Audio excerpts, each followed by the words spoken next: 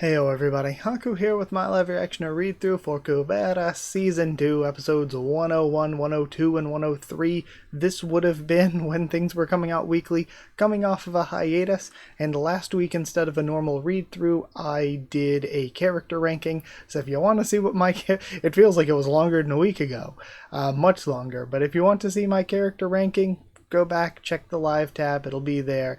It'll be in the Kubera playlist and everything. So yeah, if you want to check that out, I did a character ranking. And now we're going to continue with the read-throughs. I'm going to do more like side content videos and streams and stuff in the future. But yeah, I already did that. I guess in like 2 weeks maybe I'll do the what I say like best girl ranking. I guess I'll probably do that as a stream as well. Maybe, I guess. It probably won't be super long since literally we're just cutting out a big chunk of the characters and doing a ranking, but with a very slightly different criteria. So I'll do the Valentine's Day best girl ranking in like another 2 weeks or something. But I want to say before I continue reading that I've been doing these as videos the whole time. When I first started doing Kubera and ORV, I put it to a vote. I was like, hey, do you want these as videos, as streams? People said they wanted them as videos. And for me, the difference between making them as videos and streaming, I like being able to edit things out if I have to cough or if there's a long pause. So it just feels cleaner. The artistic integrity or autistic integrity, if I'm like things need to be the way that the way that I've been doing them. That is like the plus side of doing it as a video and all of that. But then the plus side of doing it as a stream is, I mean, monetarily, stream-wise, there's super chats and stuff, but the difference to me is it would be much less clean, and also I'm still not used to streaming. I definitely felt it afterward, after I streamed the character ranking. I was like, I really could have taken my time a lot more, but I just felt myself rushing through, because typically when I'm recording, I'm used to being like, okay, the more I talk, the more that means I have to edit. I need to go, go, go, and also I'm usually working on limited time, so I'm like, I have an hour to record this, I need to do this in an hour. But really, I could have taken my time much more. And also, there's the whole talking to chat thing. I tend to read out and like look at chat a lot. And for a read through, I'm torn on that, because for the people whose reactions to things that I watch live, when I watch Tower of God reactions or anything else live, I love being part of chat. I love talking and all that. But there are also sometimes when I'm watching it as a VOD, and there are some certain creators that just talk to chat a lot, and whether it's playing a video game or reacting to something, I often think, hey, I'm here to see you react to this. I'm not here to see you yap. Or, hey, I'm here to see you play this game, not get distracted more often than you're actually playing the game. So then I'm like, I don't want to be like that for people that don't want that.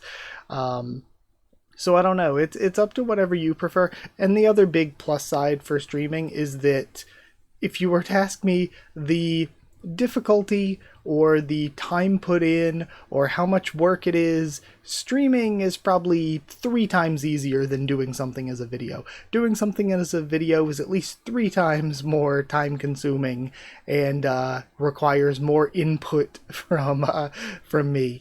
So if it's the highest quality, then, and what I'm used to, it's like, okay, video is the best choice. But if it's potential monetarily and if it's how easy it is, streaming is just so much more easy than making videos. So streaming is easier. So whichever you prefer, if enough people are like, hey, I am not as much a fan of you doing it as videos, I want you to stream it more, then I'll switch over to streaming. Or at least if enough people say it, I'll put it to a vote, and if people vote for me streaming it, I'll do that instead.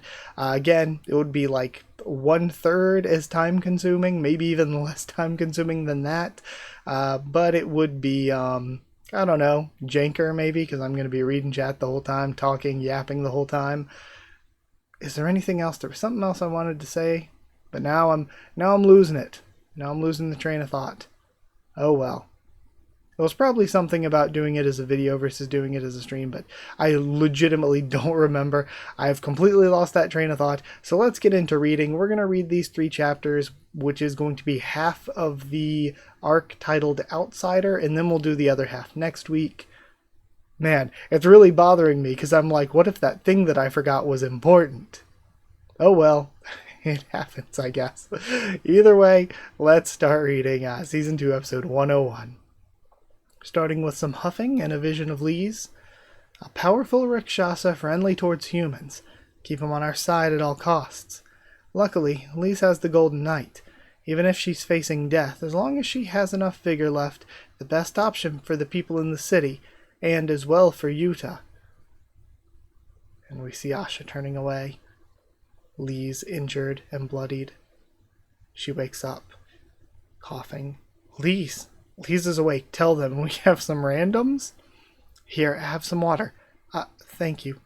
Lee's, how much do you remember? I mean, about what happened before you lost consciousness. Hey, don't ask her so soon. I was making food for Asha. And then? She looks down. I can't remember. She lied as naturally as she breathed. I guess I fell asleep while waiting for Asha. Again, taking all of this on herself. Okay, Part 2, Episode 101, Outsider Part 1. Lee's says she can't remember. Oh, I remember now what I was going to say. Really, a lot of my being late on things and struggling to have time for things is my own fault for not getting my sleep schedule together and real life schedule together. If I got my life together outside of YouTube, it would be very much easier for me to just do like even 2 videos a day and have plenty of time for it. I am just currently in a spiraling mess of insomnia. But either way, Lee says she can't remember. So if you wanted me to switch to streaming to kind of make it easier for me to do things every single Monday, while that would make things way, way less time consuming, I could still be fine doing videos. I just need to get my life together. Lee says she can't remember. What a relief. It's better for her not to remember. Looks like we finally agree on something. You're right. It's better for Lee's to forget about that terrible incident. Since it would be bad if Lee's were to fear Yuta when he returns, Claude looks different to me. His hair seems more purple than it felt before to me.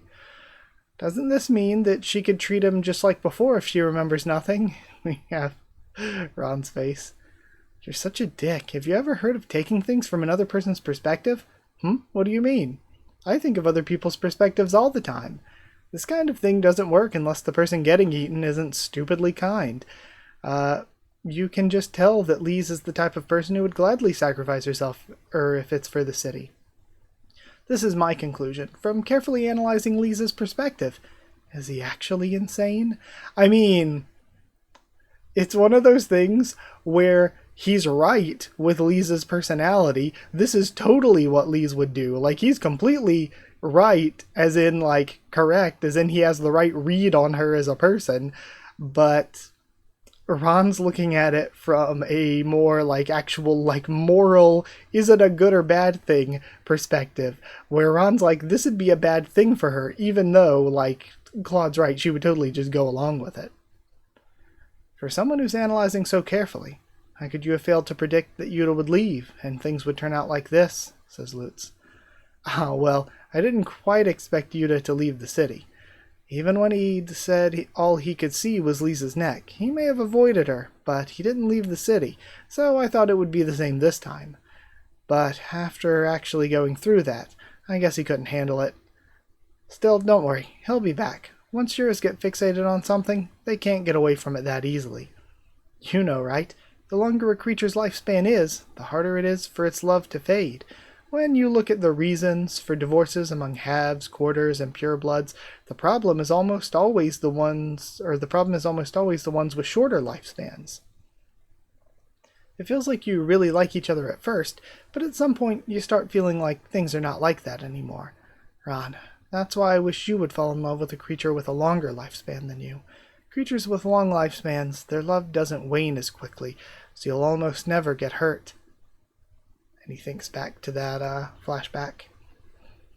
Enough about that. We should talk about some practical measures to take. Since we don't have any means of transportation, it'll be hard to send any reinforcements to Rentalo, says Lutz. I've just heard from Eloth. Not just Rentalo, but all of the other cities are going to hold a Grand Magician's Conference to discuss measures for preparing against a Shura attack. Then we'll have the Grand Magician's Conference and AA vote in Eloth? Plus, you have to go back to Eloth anyway. The meeting won't be held in Eloth. But didn't we recently decide on Eloth? Yeah, but the meeting location changed for another reason. This time, the meeting will be held on Arrow Plateau. What about Rindhollow? I thought Rindhollow was under immediate threat. Really? This will be the first time I've been to the plateau since that one time when I was a kid, and it looks like not just a plateau, but an actual floating island. Isn't it a real pain just to get into the city, though? Why the heck did they change the meeting location? And then be sure to bring Ashirahiro. Okay, so this, it might be because it's so difficult to get to and from that it's a perfect place for safety from anybody coming in, but also to try to keep Asha from escaping. Then again, Asha can probably just magic her way out fairly easily, just teleport, gone, bye. Ron, don't you think you should go and see Lise? She must be all confused since she can't remember anything, and it would really make her anxious if she's surrounded by strangers. I was just going to head over there. Asha, let's go together. Don't tell me you're not even going to see Lise even once she's gone through all that. Asha and I have something else to discuss. Really? Okay, then I'll go alone. I can go too. Why don't you ask me? I don't need you, says to Claude. We're seeing a shot from outside the city. We have Yuta. There you are, Jatayu. I knew that ultimately you would return to your brother. Okay. To be continued. So if he's returned to Marna, I really don't think Yuta's in for attacking human cities. Even like with everything that's gone on, he's probably not in for that. But he might try to convince Marna, let's just find Kalavinka for now. So maybe that'd be my prediction with where he goes on this, but I'm really not sure. Either way, though, we get to do the afterwards, so let's go read that. And as before, I'm doing it by just going to the actual blog and then hitting Google Translate on it. So it might not be the best translation. We'll have to figure it out ourselves. Do a little bit of research here. It's a beginning that makes me think that they changed the genre to horror. Some people thought that part 3 would start, but somehow part 2 continued. Okay, because they came off of a hiatus for this.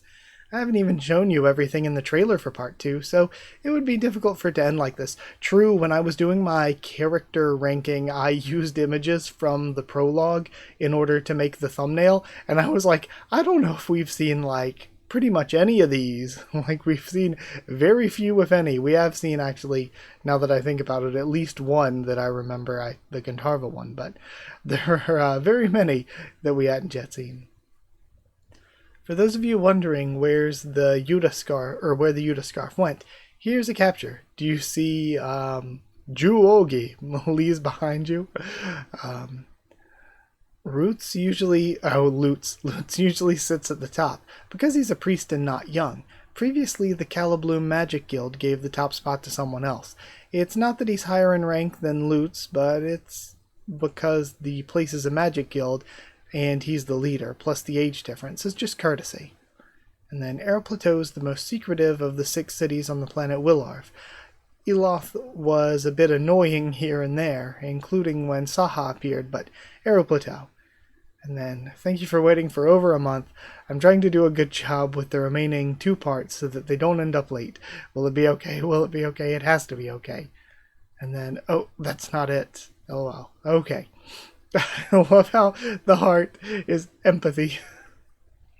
Okay. Very fun chapter. I enjoyed it a lot, as I always do with Kubera, though. So either way, let's go. We still get to read 2 more. Episode 102 starts with, but do you think the Rakshasa will really come back? Is it worth having this many people looking after Lise? I'm not sure. Even if we forget about the Rakshasa for now, that girl's on Asha's team.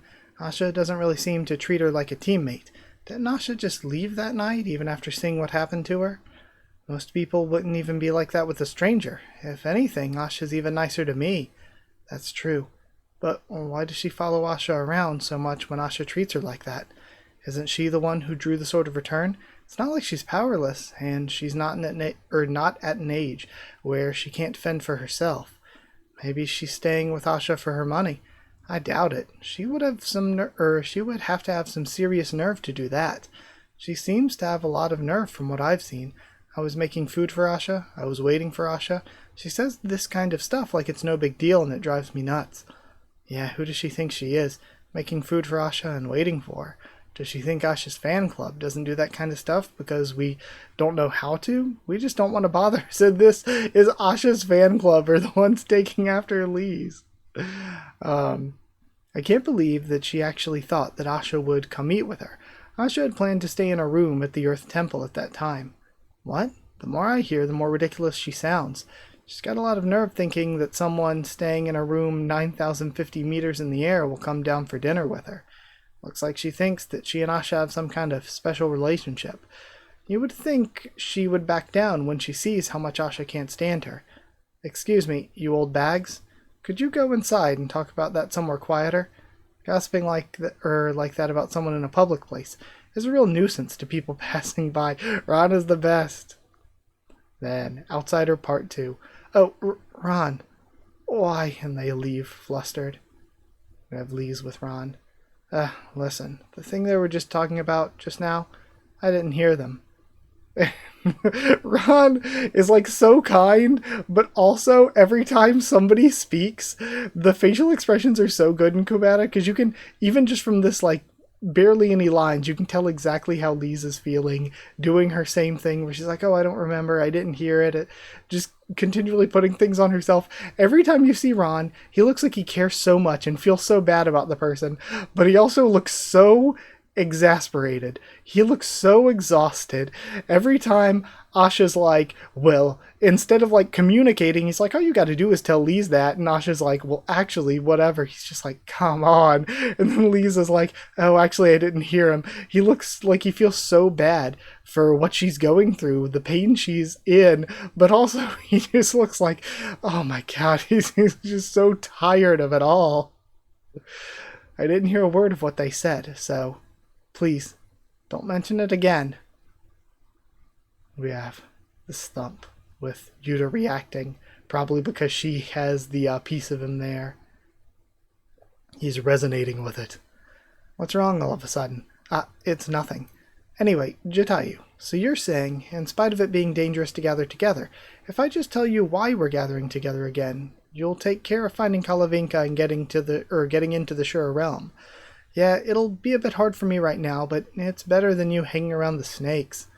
Last time you didn't you say that you'd stay behind and protect the humans?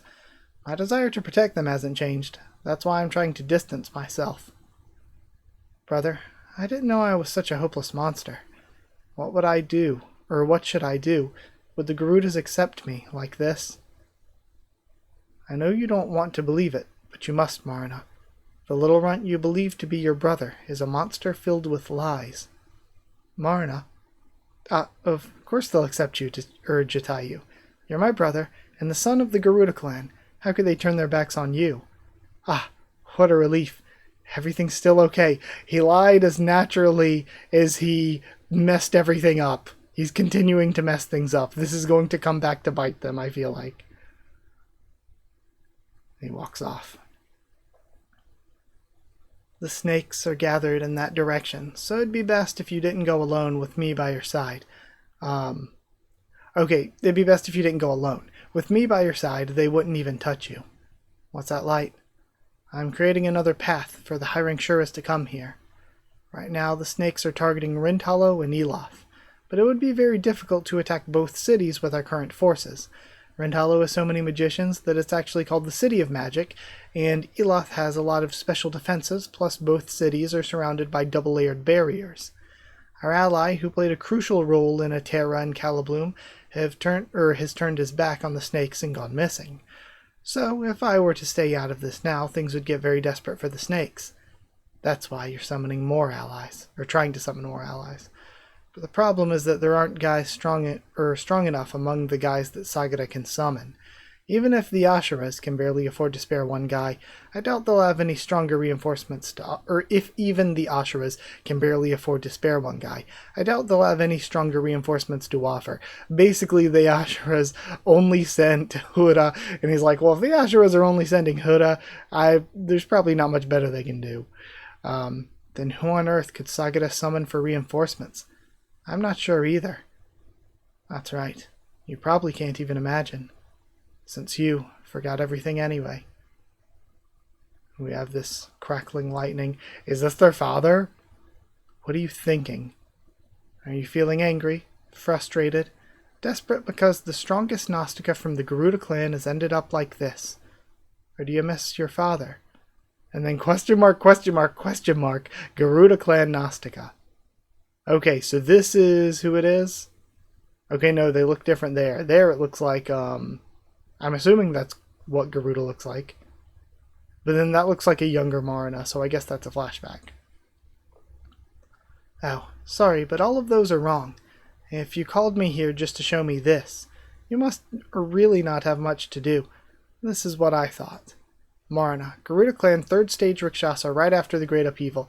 Okay, so this flashback Marina, got it. To be continued. Let me get this down straight of what's actually happening right now and what's in a flashback, because we go from the white to the black to the gray and the white. Okay, so this is present time. We have the lightning coming down where he's calling somebody, and this is all present. He's talking about the situation they're in. He forgot about everything. We're drifting into a flashback. In the flashback, this seems like probably their father, but I guess maybe not. They're wearing a completely, it's not this person in the next panel. They're wearing completely different outfits. So it feels like he either looks to the side and this person speaks, or this is a flashback within a flashback. But it seems like he's looking off to the side now. So it looks like maybe his father is just floating there in stasis because we know something happened to Garuda and Garuda's kind of somewhat out of the picture right now. So maybe he's just floating around in stasis and Marina was hanging out with his comatose dad here. And then this person showed up and was like, okay, yeah, are you feeling angry, frustrated, desperate? Because the strongest has ended up like this, because he's in stasis or whatever, or do you miss your father? So it's like, is it because he's the strongest and he ended up like this, or is it because you miss him because he's family? Okay, and Marina was the one saying that, because Marina was the one called there to see this. Okay. Got it. Because this person is a Gnostica, they're speaking in human bubbles, and Marina, as usual, as always, of course, is speaking, because he's a Rakshasa, in the Shura bubbles. Got it. Just had to make sure I had that down. Either way, though, we still get to go read the afterward. Let's go do that. This time, it's a very dark chapter. It even announces that an unusual flashback to the past will begin at the end of this episode. I thought a lot about whether or not I should draw the face, but I don't usually draw extra faces. But these three have a lot of lines. But I didn't draw the face because I was afraid I would become attached to it. Oh, wings, it's painful. But then comes a wing that's even more incredibly painful. Why on earth did I set Garuda's wings to 6? And then stage 3 Marina is shorter than stage 3 Yuta, but the muscles. Did you have a good Chuseok? Well, I'm like that every year, always. Okay, with that done, very good chapter once again, and I feel like I'm gonna get cut off mid flashback, but let's check it out. It's flashback time. We have Shura Realm, year N1, base of the Garuda clan. Welcome, Samfati. Welcome, Samfati. Akasha is waiting for you. Where's Marina? He arrived first and is speaking with Akasha. Alright, so Akasha is question mark, question mark, question mark. Wow, I've never seen such a thing. A Rakshasa above the Rakshasas. I would have thought she was a Gnostica if she hadn't said anything. Okay. We have Outsider Part 3. I want to see more. Your father's in a state of suspended animation, and your mother's been destroyed. Okay, dead mom, father is in a lightning coma. This can't be easy for a mere third stage Rakshasa. I don't know whether you're mentally strong or just heartless. I was actually kind of expecting you to be crying. Why would you expect that? What happened to my mother is sad, but it's something that could happen anytime and anywhere in this world. I learned not to mourn things like that for very long. You're the one who taught me that, Akasha. Or Akasha? Akasha? Akasha? You may be arrogant, but you really do as you're told. Akasha. Garuda clan Gnostica. With Garuda in a state of suspended animation and many of the strongest Gnostica dead, she's the most powerful Gnostica among the remaining Garudas. If Garuda dies in his comatose state, I'm assuming, Akasha will become queen. Do all Garudas get especially arrogant when they're in their third stage of growth? All your older brothers were just as arrogant as you when they were on their third stage too. I don't want to hear about brothers whom I've never met. Marna had a lot of older brothers, but they all died before Marna was born. How's the stay with the Gandharvas? Is it bearable? From the way you're asking me if it's bearable, I take it you know it isn't exactly a great place to stay. I just can't. It's just that I can't stand fishy smells either. Gandharva smells like fish confirmed. Everybody who is simping over hot anime boy Gandharva, remember, he smells like a fish market. I don't mind since I've gotten used to it after a while. The bigger issue is that Gandharva throws me into deadly situations as a way of making me grow. Sorry, hold on. My phone's going off. I have to answer it. Sorry about that. Okay, we're back now. Since he's gotten used to it after a while, the bigger issue is that Gandharva throws me into a deadly situation as a way of making me grow. That does tend to be the most common method, but you can always try it and go in another direction if it's not for you. Maybe he just wanted a chance to beat me up, since I'm rather close to Shakuntala. She's the one who approached me first. Why is he taking his anger out on me? At least nowadays, is it ship time? Nowadays, things aren't great for the Gandharvas, since their base got moved to the Shura realm, so Gandharva doesn't seem to have time to bother me. And then she laughs. Is this amusing to you? Things have just been so bad lately that I haven't had anything to laugh about. Now I'm laughing even at such a little thing. So, how'd you evolve to the third stage? I heard rumors that Kalavinka grew to the third stage. I should have been happy to hear about my younger sister growing up, but I was upset.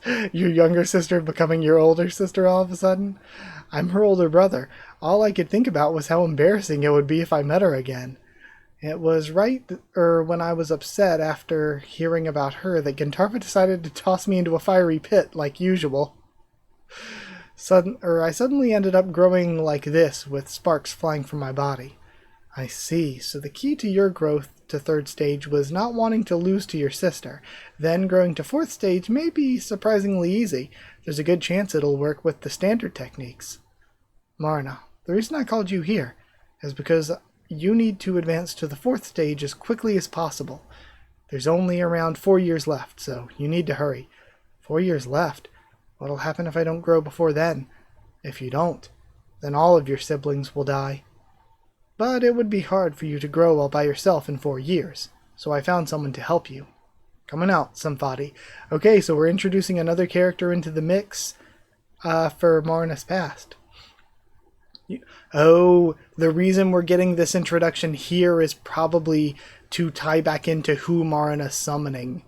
He might, or who is being summoned. It might be Sagara doing the summoning, and if she gets summoned, that might bother Marina in the present time. You probably haven't seen each other before.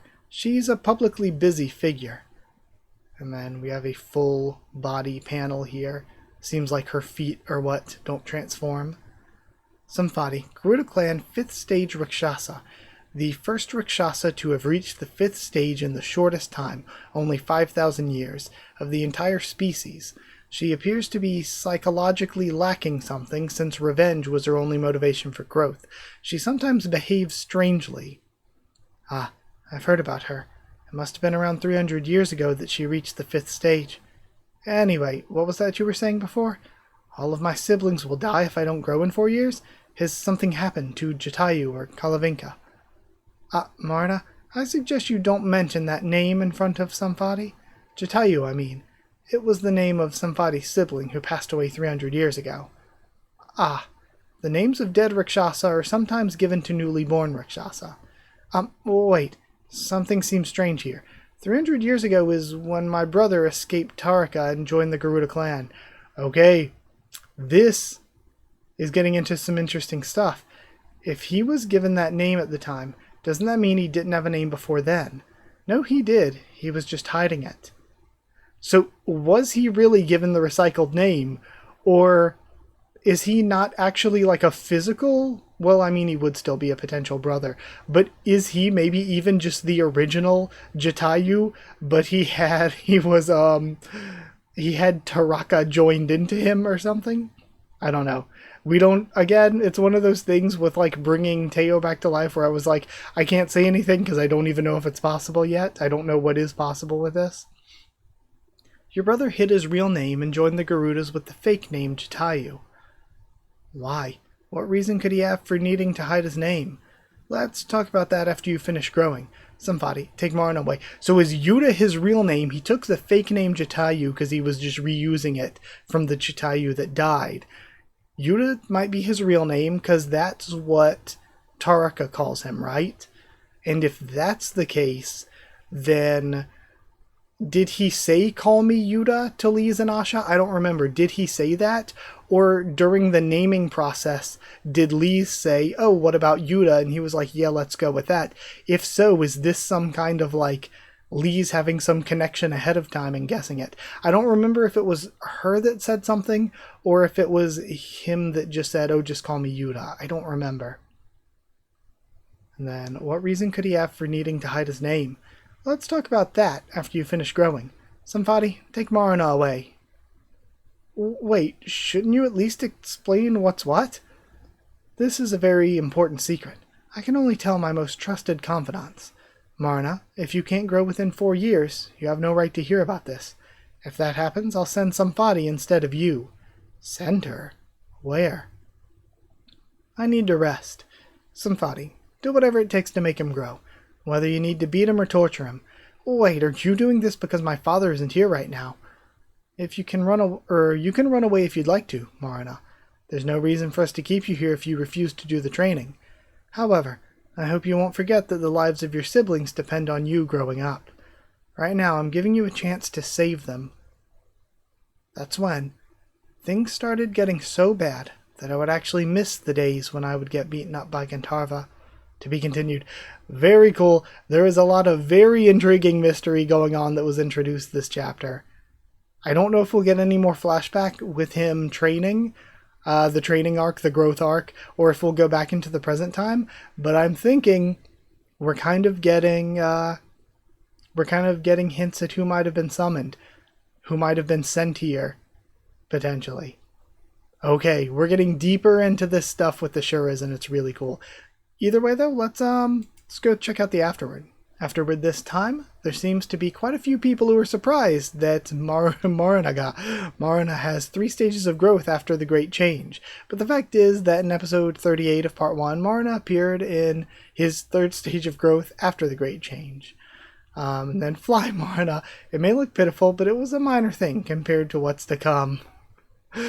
Then Marna's height in the 3rd stage of growth is 167 centimeters, 170 including shoes.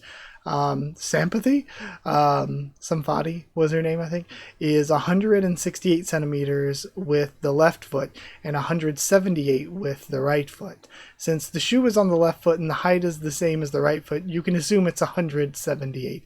Okay, so it's just the one foot that was in front that doesn't transform into human state.